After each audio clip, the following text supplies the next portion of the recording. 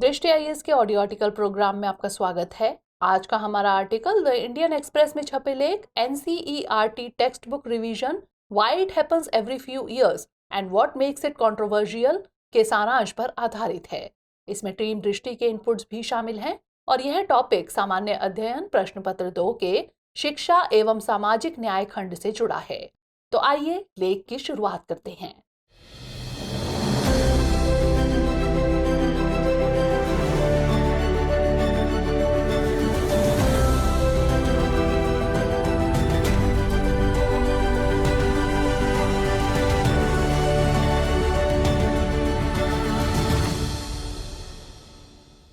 NCERT यानी राष्ट्रीय शैक्षिक अनुसंधान और प्रशिक्षण परिषद का गठन 1961 में हुआ था। इसी के साथ 1961-62 में राष्ट्रीय एकता परिषद का गठन हुआ।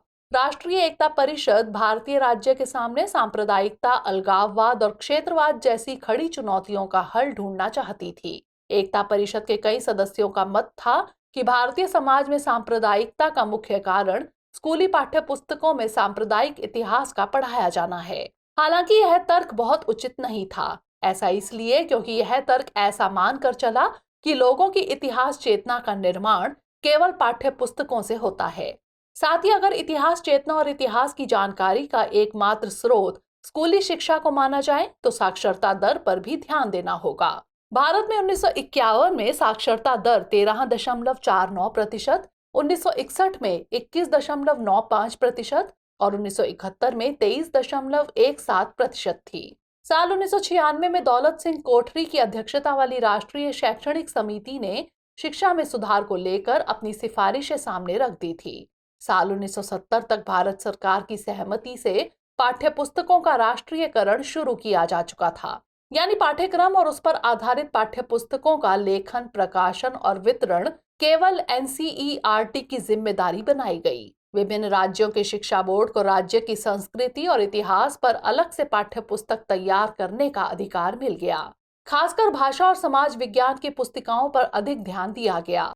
उनके भीतर की सामग्री को राष्ट्रीय एकता से सीधे जोड़कर देखा गया। पाठ्य पुस्तिकाओं की स्क्रीनिंग शुरू की गई। भारत सरकार की सहमति से एनसीईआरटी ने स्क्रीनिंग के लिए 1970 में स्क्रीनिंग रिकॉर्ड बुकलेट तैयार किया। इस बुकलेट में जातिवाद, संप्रदायवाद और क्षेत्रवाद की परिभाषा दी गई। स्क्रीनिंग के दौरान पाठ्यपुस्तकों से वह हर संदर्भ हटाया गया जो जातिवाद, संप्रदायवाद और क्षेत्रवाद से जुड़ी हुई दिखी। लेकिन एनसीईआरटी की इन किताबों की पाठ्य सामग्री आए दिन अब विवादों के घेरे में बनी रहती है। ऐसा ही एक विवाद बीते दिनों एनसीईआरटी द्वारा किए गए बदलाव के बाद आया है। ऐसे में हम इस आर्टिकल में जानेंगे कि एनसीईआरटी की किताबों पर कब कब और क्या क्या विवाद रहे हैं। साथ ही यह भी समझेंगे कि इन पर ताजा विवाद क्या हैं। ऐसे ही दूसरे सवालों के जवाब हम इस आर्टिकल में खोजने की कोशिश करेंगे। तो आइए पहले समझते हैं कि एनसीईआरटी की पुस्तकों में इससे पहले कब कब बदलाव किए गए हैं। वैसे तो हर विषय के लिए पाठ्य पुस्तिकाएं तैयार की गई, लेकिन सबसे अधिक विवाद इतिहास को लेकर होता है। इतिहास की पहली एनसीईआरटी पाठ्य पुस्तकें 1966 से लेकर 1972 के बीच तैयार हुई। इन्हें रोमिला थापर, सतीश चंद्र, बिपिन चंद्र और अर्जुन देव ने लिखा था। यह सारी पुस्तकें राष्ट्रीय एकता के लिहाज से लिखी गई थी, जो इनकी प्रस्तावना से पढ़कर भी पता चलता है। लेकिन साल 1977 में जनता पार्टी की सरकार के समय इन पुस्तकों पर विवाद उत्पन्न हो गया। प्रधानमंत्री मोरारजी देसाई को कई सांसदों ने पत्र लिखकर इन पुस्तकों के विवादित पक्षों को उजागर किया। कई सांसदों का मानना था कि पुस्तकों में मार्क्सवादी इतिहासकारों ने प्राचीन भारत में गौ मांस खाने की बात कही है। आर्यों की पहचान पर एक ठोस राय दी गई है। भारतीय संस्कृति, दर्शन और विज्ञान का ठीक से विवरण नहीं दिया है। मध्यकालीन भारत में केवल दिल्ली सल्तनत और मुगल साम्राज्य का महिमा मंडन हुआ है। आधुनिक भारत में स्वतंत्रता संग्राम को लेकर कांग्रेस की केंद्रीयता के साथ प्रस्तुत किया गया है। इसके बाद जनता पार्टी सरकार ने इन पुस्तकों को पाठ्यक्रम से हटाया तो नहीं, लेकिन कुछ विवादित अंशों को जरूर निकाल दिया।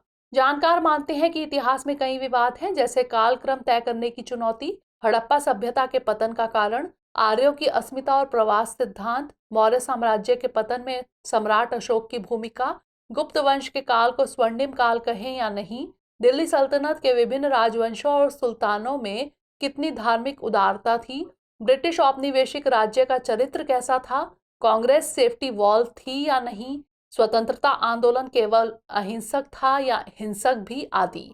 इन विवादों का कोई एक उत्तर नहीं है।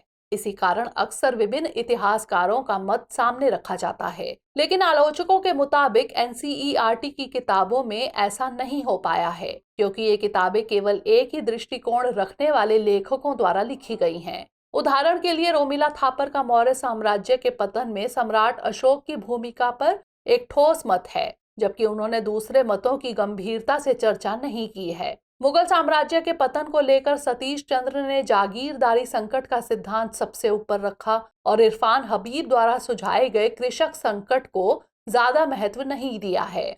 इसके बाद साल 1980 में इंदिरा गांधी सरकार के दौरान इन पाठ्य पुस्तकों को फिर से इनकी पूर्णता में शुरू कर दिया गया। ये पुस्तकें 2002 तक उपयोग में रही। इस साल अटल बिहारी वाजपेयी की सरकार ने नई पाठ्य पुस्तकों को प्रस्तुत किया था। इस बार इतिहास की पुस्तकों का नया और दूसरा सेट मक्खन लाल, मीनाक्षी जैन और हरिओम ने लिखा था। इन पाठ्य पुस्तकों में वही बदलाव हुए जिनकी मांग जनता पार्टी की सरकार के समय हुई थी। वाजपेयी सरकार ने इसे पाठ्य पुस्तकों का भारतीयकरण कहा, तो आलोचकों ने इसे शिक्षा का भगवाकरण करार दिया। इसमें आर्यों का प्रवास सिद्धांत, मध्यकाल में मुस्लिम शासकों का मूल्यांकन और स्वतंत्रता आंदोलन में कांग्रेस की केंद्रीयता विरोध और असहमति के मुख्य मुद्दे थे। असल में 1977 में शुरू हुए इतिहास विवाद की जड़ में यही 3 मुख्य मुद्दे हैं। इसके बाद साल 2005 में नवीन राष्ट्रीय पाठ्यचर्या रूपरेखा बनकर तैयार हुई और साल 2006 में एनसीईआरटी पाठ्य पुस्तकों का नया सेट उपलब्ध हुआ। अभी यही सेट उपयोग किया जा रहा है। इतिहासकार नीलाद्री भट्टाचार्य और हरि वासुदेवन की देखरेख में लिखी गई इन पाठ्य पुस्तकों को कई इतिहासकारों के लेखक मंडल ने सम्मिलित तौर पर लिखा था। यानी पहले के 2 बार के बदलावों की तुलना में इस बार इन्हें विभिन्न दृष्टिकोण वाले लेखकों ने लिखा था। इसका परिणाम यह हुआ कि पहले से चले आ रहे विवादों से छुटकारा पाना काफी हद तक आसानी हो गई, क्योंकि इन पाठ्य पुस्तकों में अब कई मत दिखने लगे। साथ ही इन पुस्तकों में पहले की पाठ्य पुस्तकों से अलग एक सिलसिलेवार कालक्रम की जगह थीम्स या विषय को सामने लाया गया। राजनीतिक इतिहास की जगह सामाजिक, आर्थिक और सांस्कृतिक इतिहास को अधिक जगह दी गई। तथ्यों की जगह इतिहास लेखन और स्रोतों के उपयोग और आलोचना पर अधिक ध्यान दिया गया। लेकिन इन प्रयासों के बावजूद कुछ समस्याओं और विवादों से फिर भी छुटकारा नहीं मिल सका। इनमें सबसे महत्वपूर्ण विवाद मध्यकाल भारत का है। जैसे कक्षा 12 की किताब थीम्स इन इंडियन हिस्ट्री 2 पर यह आरोप लगते रहे कि इसमें दिल्ली सल्तनत और मुगलों की भागीदारी ज्यादा है और दक्षिण भारत पर ध्यान नहीं दिया गया है। साथ ही मुस्लिम शासकों की धार्मिक नीति, मंदिरों का विखंडन, युद्ध बंदियों का जबरन धर्मांतरण आदि जैसे विषय भी उठाए जाते रहे हैं। आइए अब इसके बाद समझते हैं कि एनसीईआरटी की पुस्तकों को लेकर वर्तमान विवाद क्या है। असल में वर्तमान विवाद मुख्यतः 2 कारणों से पैदा हुआ है। इसमें पहला कारण कोविड महामारी और दूसरा राष्ट्रीय शिक्षा नीति 2020 है। दरअसल कोविड महामारी के कारण बंद हुए स्कूलों से लर्निंग आउटकम को बेहद नुकसान हुआ। वार्षिक सत्र पिछड़ गए। इसे देखते हुए एनसीईआरटी से विभिन्न शिक्षा बोर्ड और अभिभावकों ने यह निवेदन किया कि पाठ्यक्रम या सिलेबस का भार कम कर दिया जाए। गौरतलब है कि ऐसा सुझाव बहुत पहले यशपाल समिति ने 1992 में ही दिया था। इस समिति की सिफारिशों को लर्निंग विदाउट बर्डन कहते हैं। यशपाल समिति 2009 ने वापस से यह सिफारिश दोहराई कि सिलेबस कम किया जाना चाहिए। इसके अलावा राष्ट्रीय शिक्षा नीति 2020 में अनुभव आधारित शिक्षा पर अधिक ध्यान देने की बात कही गई है। राष्ट्रीय नीति के बाद अगला कदम नवीन राष्ट्रीय पाठ्यचर्या रूपरेखा है और फिर नवीन पाठ्य पुस्तक। इसी सब के चलते एनसीईआरटी पुस्तकों में बदलाव किया है। इस पर एनसीईआरटी का तर्क है कि उसने मौजूदा पाठ्य पुस्तकों को मात्र पुनर्संयोजित किया है। इसे अंग्रेजी में रैशनलाइजेशन कहते हैं। इस प्रक्रिया के अनुसार विभिन्न पाठ्य पुस्तकों के लिए विशेषज्ञों का दल गठित किया गया था और उनसे पाठ्य पुस्तकों के कुछ अंश हटाने का निवेदन किया गया था। इनसे यह भी कहा गया कि इस प्रक्रिया में यह ध्यान रखा जाए कि हटाए जाने वाले अंशों से विद्यार्थियों के सारगर्भित अध्ययन और शिक्षा पर बुरा प्रभाव नहीं पड़े।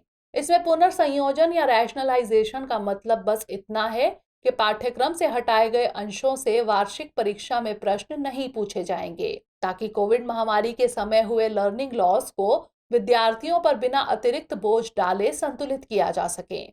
इस योजना के अंतर्गत केवल इतिहास नहीं बल्कि सभी कक्षाओं और सभी विषयों के पाठ्य पुस्तकों से कई अंश हटाए गए हैं। इस प्रक्रिया में पूर्ण पारदर्शिता बरतते हुए एनसीईआरटी ने बदलावों की पूरी सूची अपनी वेबसाइट पर उपलब्ध करवाई है।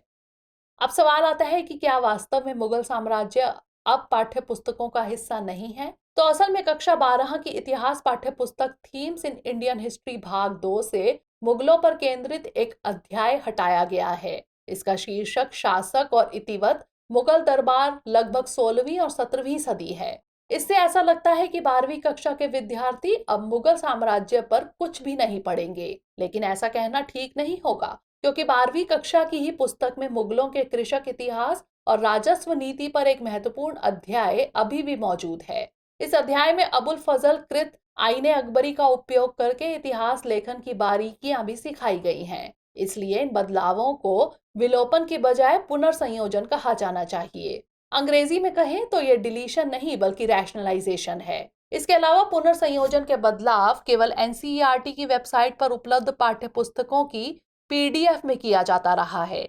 जो पुस्तकें बाजारों में या विद्यार्थियों के पास पहले से उपलब्ध हैं, उनमें यह बदलाव करना असंभव है। बदलाव का बस इतना प्रभाव है कि हटाए गए अंशों से वार्षिक परीक्षा में प्रश्न नहीं पूछे जाएंगे। एनसीईआरटी ने अपनी सूचना में यह स्पष्ट किया है कि विभिन्न अध्यायों से हटाए गए अंश से संबंधित प्रश्न जो अभ्यास के अंतर्गत दिए गए हैं, उन पर विचार ना किया जाए।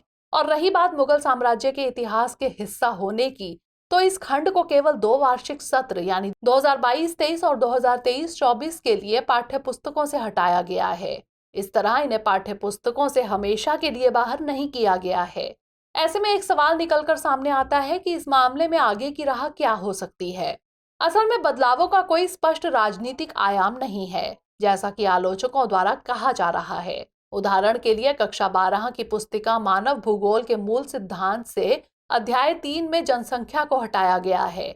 कक्षा 12 की राजनीतिक विज्ञान की पुस्तिका समकालीन विश्व राजनीति से 2 अध्याय यानी शीत युद्ध का दौर और समकालीन विश्व में अमेरिकी वर्चस्व को हटाया गया है। साथ ही विज्ञान, गणित, भाषा और साहित्य और सभी विषयों में ऐसे बदलाव हुए हैं। अब गणित की कक्षा 12 से हटाया गया एक विषय संबंध एवं फल, जिसे अंग्रेजी में रिलेशन एंड फंक्शन कहते हैं। इसलिए पाठ्य पुस्तकें कई बार शिक्षा और राजनीति का अधिकार बनती रहती हैं। इसके कई वैश्विक उदाहरण हैं। दरअसल भारत या किसी भी समाज में इतिहास की चेतना और जानकारी केवल पाठ्य पुस्तकों पर ही नहीं टिकी होती। अगर हम ऐसा मानते हैं तो यह निरक्षर और कम पढ़े लिखे नागरिकों को इतिहास से बाहर करने जैसा होगा। इसके अलावा जब तक ऊपर चर्चा किए गए इतिहास के विवादों जैसे आर्य प्रवास सिद्धांत या मुस्लिम शासकों की धर्म नीति पर कोई आम सहमति नहीं बनती, तब तक इन विषयों का राजनीतिकरण होता रहेगा। आइए नोट कर लेते हैं आज का सवाल। इतिहास तब तक विवादित बना रहेगा जब तक उसमें सभी दृष्टिकोणों को शामिल ना कर लिया जाए। इस कथन के आलोक में अपने मत प्रस्तुत कीजिए।